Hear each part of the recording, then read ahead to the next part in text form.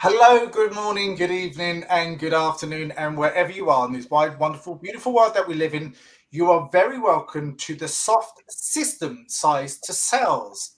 Always gets me a bit of a tongue twister, that is. And I'm with Shay Lynch, Dr. Future State. And today, what we're speaking about is critical thinking within sales.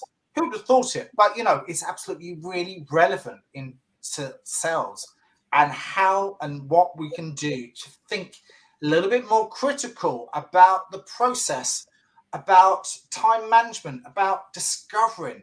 Critical thinking is one of those core elements of skills that sometimes gets pushed to the sideline. But I think critical thinking is a really massive skill that you should have within sales, along with all the other things that you should have. But we're intelligent creatures. We are humans. What is your take on critical thinking, Shay? And how do you employ this within the process? Because you're quite an analytical thinker. So I'm intrigued at how you think about critical thinking within the process within sales. Where do Anyway, I start, Jason? Where do I start? I know that's the question but there. like, but Jason, it's such a good question. And again, I love to go back and say when I started sales, like I literally hadn't got a clue. All I could use was my process mind and start thinking about what went well, what didn't, what did they like to hear, what they didn't like to hear, what was working, what wasn't working. And I had to do that critical thinking all the way through. But the more I went through building my own process, Jason, I started looking at critical thinking on multiple levels and more on the different roles. First of all, it's the leadership, the critical thinking that a sales leader has Mm, to do to ensure their team has a great strategy and they're on that strategy. They know they're getting the right data back to ensure they're going the right direction, right? yeah. So that's like very quickly on the leadership side. But as you mentioned rightly on the process side, Jason, this is where it gets really interesting for me. Mm, And I divide it into two: the process on the salesperson side and the process on the customer buying side as well. So I divide that process into two to figure out, well, what as a salesperson do I need to keep getting feedback from, ensuring I'm doing the right things, improving the process, making a really good buying process for the customer. But then I need to know, I need to encourage and influence the potential buyer on their process of making a buying decision and using critical thinking without manipulating, Jason, but to yeah. ensure that they're getting the right information so they can make an informed decision and make a really good informed decision. And that could be either way, but at least they have all the right information on the table, and then I help them make that decision. I think it's helping them to buy as Mm. opposed to selling to them. Mm. These are the things that we know that are right. We know that we have a lot of credibility, trust, and relationship, but it's really helping them to envision it, to actually see it, but also to understand the principles are right and it matches their criteria. But it is, again, it's always about them and linking the prospect's needs to their solutions and Mm. exactly what they do want as opposed to what they don't want. Yeah. Like, before you go into all the other facets of the conversation, you got to understanding maybe there's an agreement all the way through that if we do this, then that happens. If we do that, then that happens. Then once you have it installed, what will actually happen? It will streamline your process. It will make things easier, save time, money, effort, energy, uh, dollars, pounds, euros, whatever it might be, which means that you can do something else with all of that money, that time saved, or whatever it might Yeah. be. But it has to be congruent with everything that they have. Yeah. But to your point, Jason, you actually mentioned one part of critical thinking there that is, again, from a systems perspective, is so important, but yet really important from the customer side, and that is problem solving. That is a critical thinking tool. It's one of the most important ones as far as I'm concerned, because you're problem solving your your potential needs for your Yeah. customer, and you're going to provide that solution. So problem solving is actually a really good critical thinking. It's one of those in that bucket and toolbox of critical thinking. It's one I use a lot in all parts of business, Jason. But I think it's really relevant when it comes to sales, because the more you problem solve, the more you're focused on their needs. And that will help your customers or potential customers make a buying decision in your favor, because they don't care about your features and benefits. They don't care. And as a salesperson, you need to be reading this. And this is, again, I believe, like, to be a really good salesperson, you have to be such a good, like, reader of body language, words, what they're saying, and be able to think on the fly all the time. And that is critical thinking in real time, thinking on the fly, and keep evolving your message to ensure. And again, I stress the word not manipulation, to ensure your customer is getting the information they need from you, the right information that your business and your service can provide for them. Yeah. It's ironic you said about body language as well, because what we say is only 7% of the bigger realm of things. Like body language is about 55%, all the nonverbals, cues. So when you say something to someone in a question, you want to make sure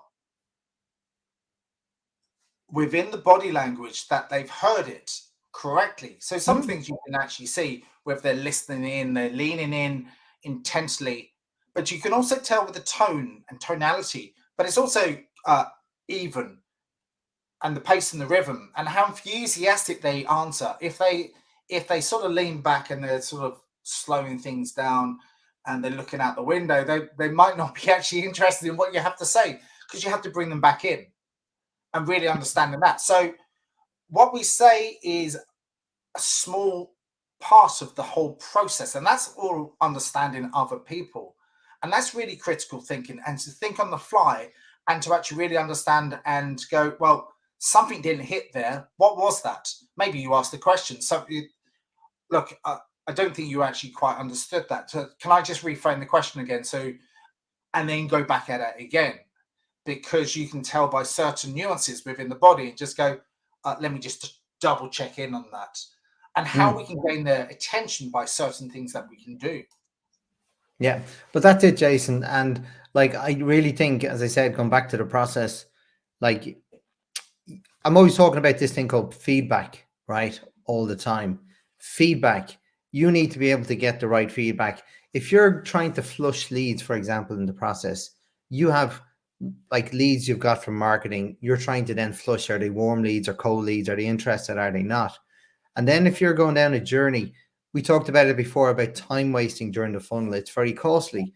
So you need to know when you need to change tact, so you don't waste enough time, or you're putting more time in, and making sure you're putting that time into the right type of leads. And then here's the question. Here's the next bit, Jason, what I love to do. When I get sales and marketing together, I do a workshop with them, and I say, let's define what this word lead means for your business. And they struggle. They really struggle, because they don't understand. They just think, oh yeah, this is our type of lead, send them on to sales. Yeah, it doesn't work like that, Jason. It's important to make sure that they both have the same understanding of what that word lead means. And then as the salespeople are going forward, like flushing those leads, then the feedback goes back and say, well, look, this cohort of leads were really good for X, Y, and Z. These ones weren't for 1, 2, 3. So then marketing can get more specific about their lead generation. So it's really all this critical thinking and data analysis so important along the funnel. I was going to say the problem with salespeople. I had this conversation yesterday, and the conversation, oh, I've got 15 leads in front of me. Brilliant. And they get really excited. But what do those leads actually mean? They don't. Some of them might just be a complete waste of time. So what is a lead? What does it mean? Is it a real lead, or is it just an inquiry? Is it someone just education that they're going around to all of the companies asking for the same thing? But a lot of salespeople just get so excited. Oh, I've got a lead coming in. Hey, and they see the close, they see the money coming in, but they haven't done the work for it yet. They haven't done anything else to support and make it a value within that. Is it valuable? Is it worth it? Let's have a look at my time management here. Let's see how I can orchestrate that, and just have a look at what the actual lead actually means and how I can use it and utilize it. It might just be a fly-by-night thing, and it's good to just check in with that lead and go, is it real? Let me check it. And as soon as you make an outreach call to them, you'll soon find out how real it actually is. If you just test it a little bit by just close it in a way. So if you had this right now, how do you use it and utilize it? Just get that imagination and go, oh, no, I'm just checking the price and just want to see, oh, okay, so you just touring the market. You're probably checking me, you're checking someone else, and someone else. Maybe they're doing a price comparison with you. But then it's down to you to maybe add a little bit more value to what you do. Because again, people buy people. And you could look the same as, not you, but the product and service could look the same, because a lot of the products and services pretty much look the same until you buy into the person, until you buy into what they do and they say what they're going to do. And I think we discussed this before, but I think that's all part and parcel of getting over those hurdles, getting them through over those objections. And then maybe, is it a real or is it not? We got Martin coming up here with a question.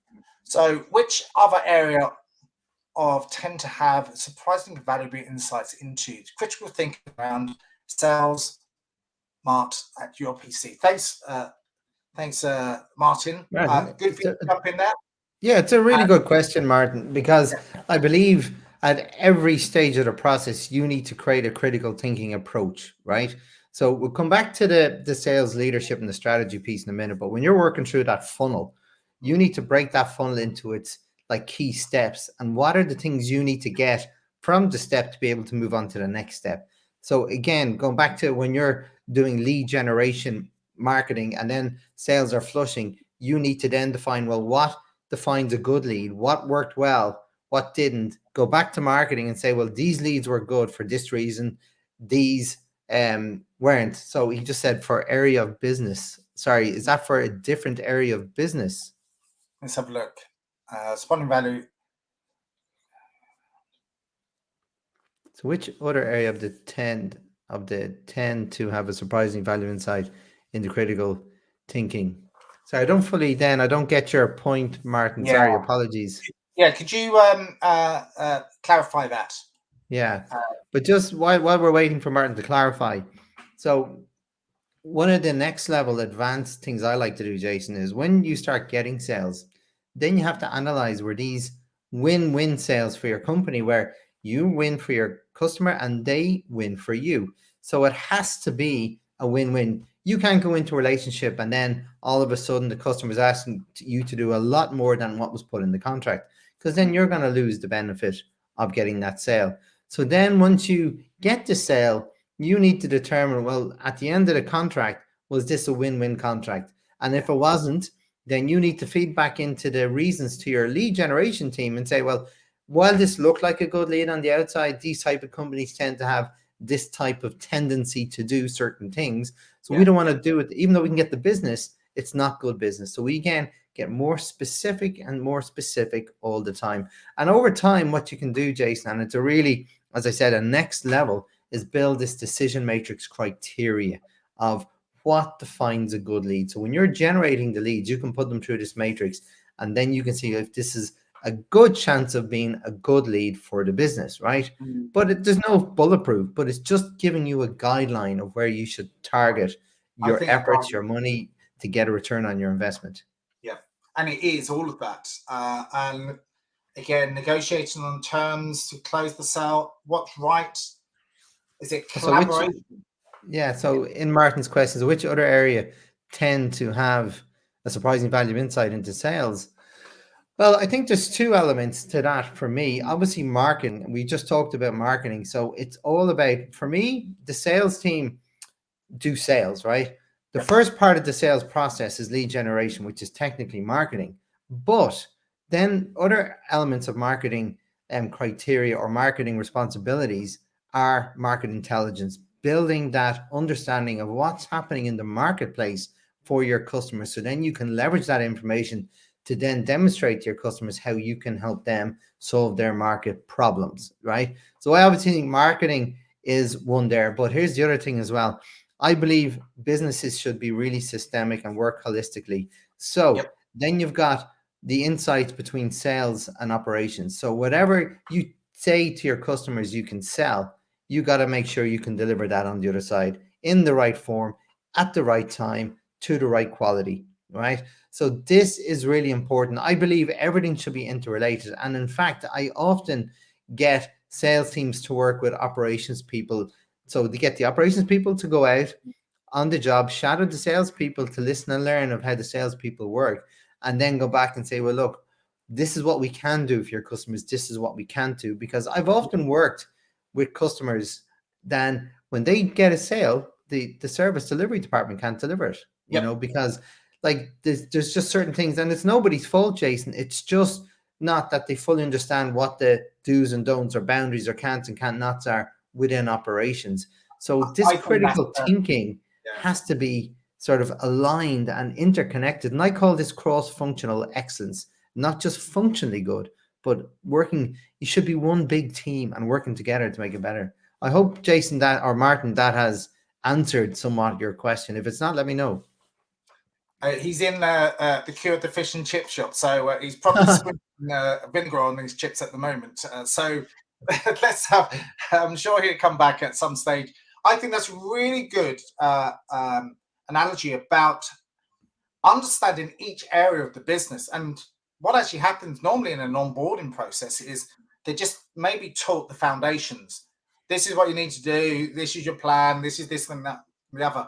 Rather than going, you need to have a business plan of what you're going to do, how you're going to do that. We'll work with you to establish the business plan of how you're going to attack the market, what you're going to do.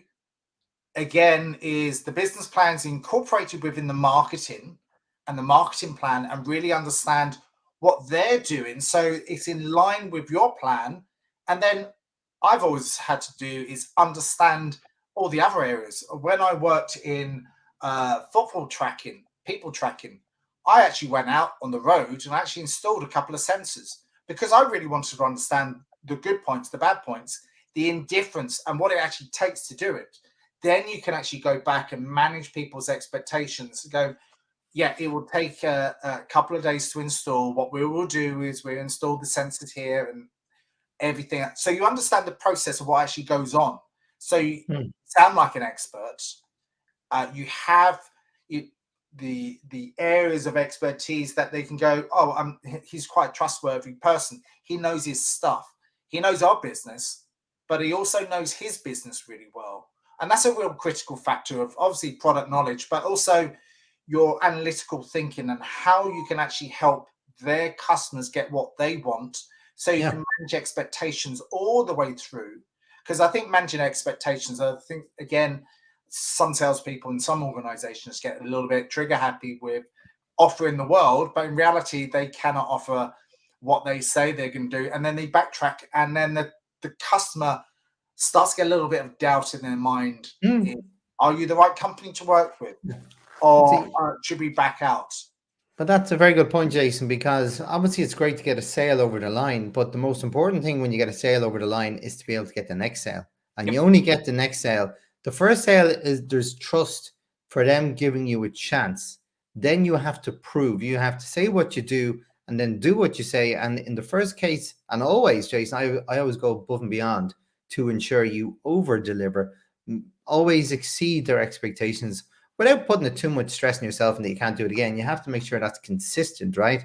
But that's your first chance to create a really strong impression with your customer so you can open that door for repeat business. I think it's a really good thing to do is if you know that you can probably deliver on such and such date, you just push it back by a few days and go, that's the day that I can do it. And then go back to and surprise them. Because everyone likes a good surprise. Everyone likes, maybe there's a feature or something that you didn't say in the initial inquiry about the product, and surprise them. Go, oh, by the way, you're going to get this as well. We're going to include this within this. And what we'd love you to do is come along to our beta program as well, so we can get inputs and insights from yourself, and you can improve it. But this is just a gift forward for you, because we want to make sure that when the next version comes along, you get it first. And give that as a gift. and a surprise, because they're going to go, wow, that's really cool. I really like that. Yeah. You've Well, surprised them. You've given them something that they didn't expect.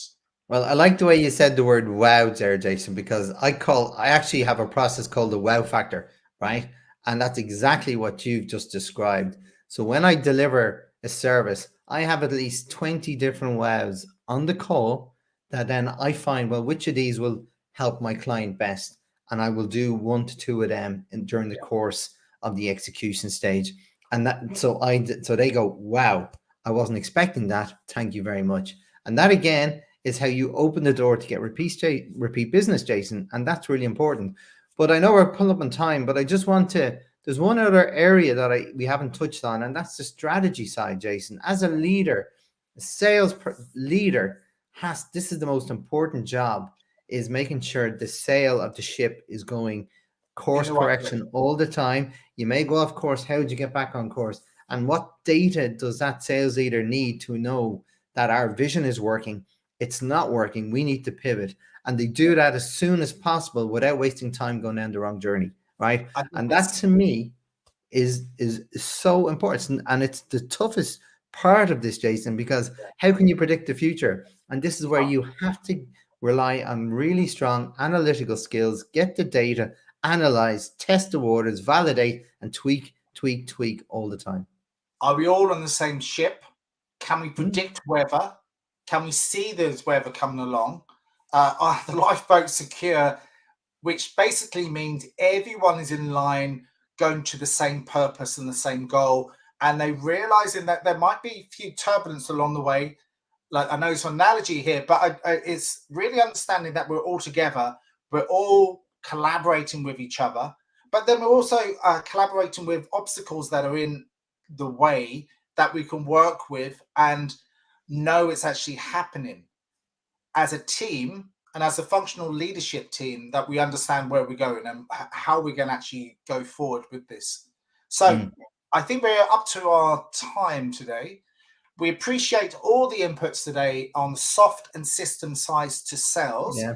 and on critical thinking and how it's appropriate for all of these sales professionals out there. And it's not only sales professionals, it's business professionals as well. Thank you, Kathy. Thanks, Caddy, and thanks, Martin, for engaging with us. It's been a pleasure. If there's any questions, please get in touch. We'd love to help. Yep.